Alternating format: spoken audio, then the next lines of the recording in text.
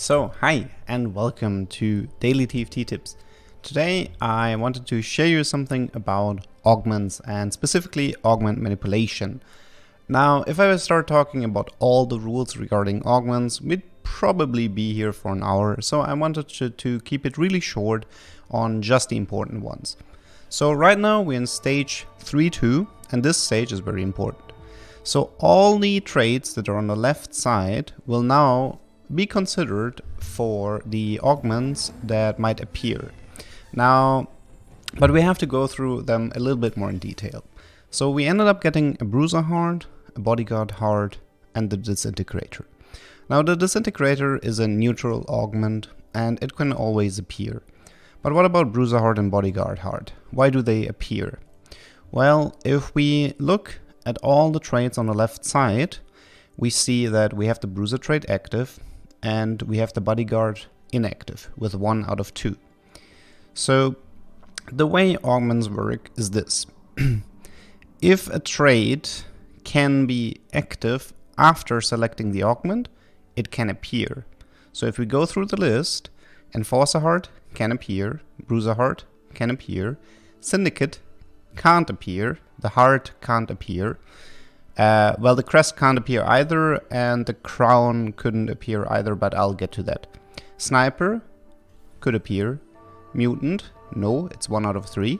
Bodyguard, yes. Scholar, yes. Hextech, yes. Mercenary, no. So one of the really important rules for augment manipulation is that in stage 3.2, before the augments are selected, all the left side traits that can be active, if they get filled up, can appear. And it's the same for the stage 4-5. Stage 1 is random, so we don't really have to talk about this one. And this is pretty important, because just to make a short example, let's say I'm looking for an innovator heart. Well, if I'm looking for an innovator heart, then the rule is I need to have at least 2 innovator units on the board. Because now I have 2 out of 3 innovators, and that means the game realizes that it can offer me the innovator heart because the trait would be active after selecting it. Okay, but there's also 2 more rules that you should know about.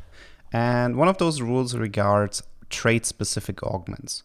So for example, so small that Yordles gain a dodge chance, or stand behind me that has an effect for bodyguards, or stored power that has an effect for hextech.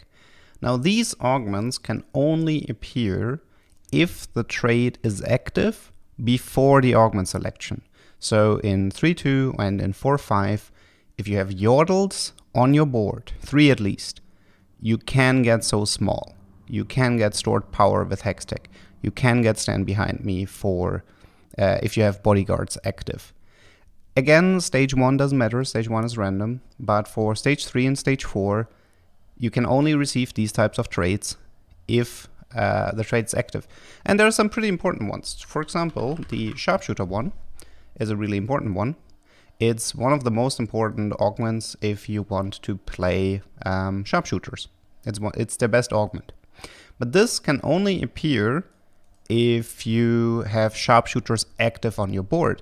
So for example, a mistake that people could make is that in 3.2 they push to level 6 and they play 6 Yordles. But instead what they should be doing is they should be playing 5 Yordles and sharpshooter and twin shot. And this way, just for 1 round, just in 3.2, and this way they enable the game to give, or they allow the game to offer the sharpshooter augment. And the last rule, before we wrap up this video, is about something that ended up changing in patch 12.3, which is the prismatics. Now, before this rule, it used to work like this.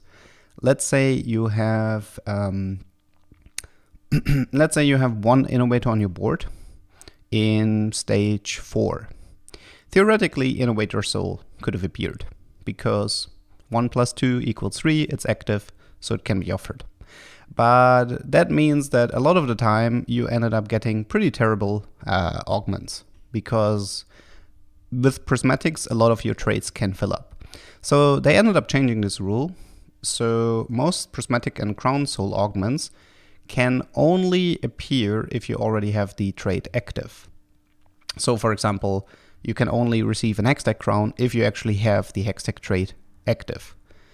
And they made two exceptions for this.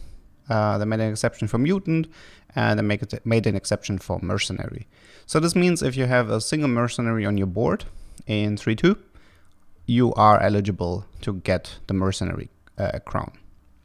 So yeah, that's probably it for it today. I will likely do a larger video on augment manipulations, but these are the core points that you need to know to help yourself in the game. See you guys tomorrow.